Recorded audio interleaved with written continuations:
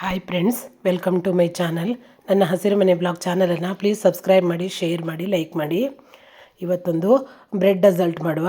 ತುಂಬಾ ಟೇಸ್ಟಿಯಾಗಿರುವಂತಹ ಸ್ವೀಟ್ ಇದು.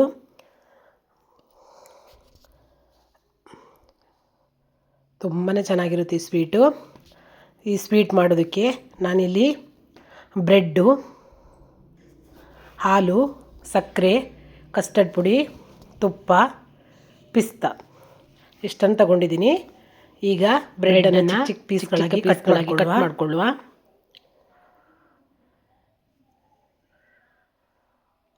ನೋಡಿ, ಈ ಥರ ಒಂದು ಬ್ರೆಡ್ಡಲ್ಲಿ 4 ಪೀಸ್ ಮಾಡ್ಕೊಂಡಿದ್ದೀನಿ.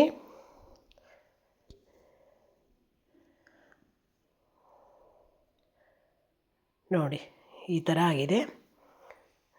ನಂತರ ಒಲೆ ಮೇಲೆ ಒಂದು ಹಂಚಿಟ್ಕೊಳ್ಳುವ. ಇದಕ್ಕೆ ತುಪ್ಪ ಹಾಕ್ಕೊಳ್ಳುವ.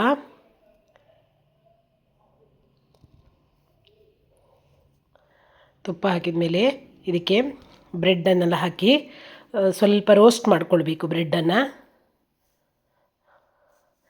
ಎರಡೂ ಕಡೆ ರೋಸ್ಟ್ ಆಗಬೇಕಿದು. ತುಪ್ಪ ಎಲ್ಲ ಹೀರ್ಕೊಳ್ಳುತ್ತಲ್ಲ, ತುಂಬಾ ಚೆನ್ನಾಗಾಗುತ್ತೆ ಇದು.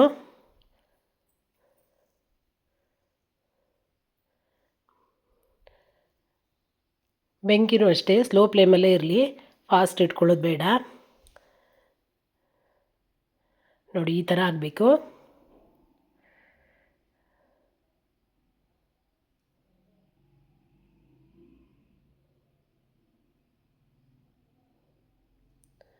ನಂತರ ಒಲೆ ಮೇಲೆ ಒಂದು ಕಡಾಯಿ ಇಟ್ಕೊಂಡು ಹಾಲು ಬಿಸಿ ಇಟ್ಕೊಳ್ಳುವ. ಈ ಕಡೆ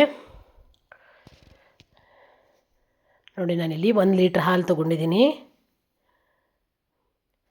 ಕಸ್ಟರ್ಡ್ ಪುಡಿ ತೊಗೊಂಡಿದ್ವಲ್ಲ, ಅದನ್ನು ಕೂಡ ಹಾಲು ಹಾಕಿ ಚೆನ್ನಾಗಿ ಮಿಕ್ಸ್ ಮಾಡಿ ಇಟ್ಕೊಳ್ಳುವ.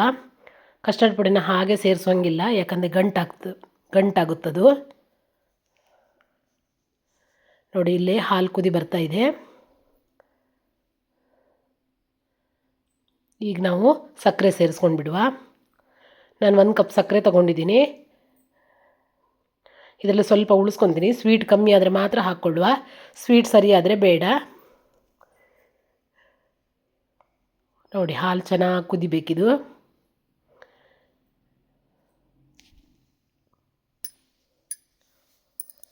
ಈಗ ಕುದೀತಾ ಇರುವಾಗ ಕಸ್ಟರ್ಡ್ ಪುಡಿ ಮಿಕ್ಸ್ ಮಾಡಿ ಇಟ್ಕೊಂಡಿದ್ವಲ್ಲ, ಅದನ್ನು ಕೂಡ ಸೇರಿಸ್ಕೊಂಡು ಬಿಡುವ.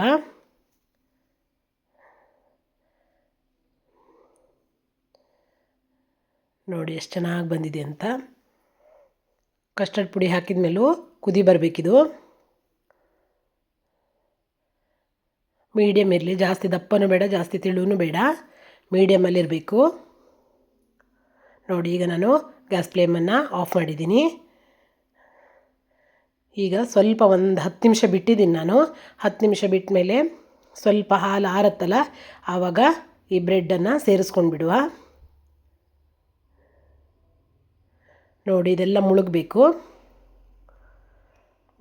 ಆನಂತರ ತುಪ್ಪ ಇರುತ್ತಲ್ಲ, ಅದನ್ನು ಇದ್ರ ಜೊತೆಗೆ ಸೇರಿಸ್ಕೊಂಡು ಬಿಡುವ.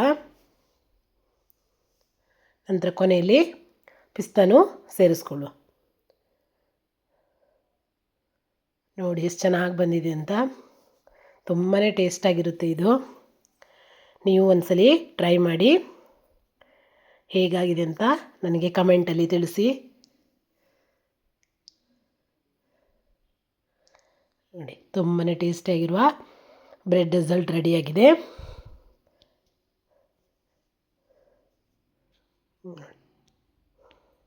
ಮತ್ತೊಂದು ವಿಡಿಯೋದೊಂದಿಗೆ ಮತ್ತೆ ಸಿಗ್ತೀನಿ. ಬಾಯ್.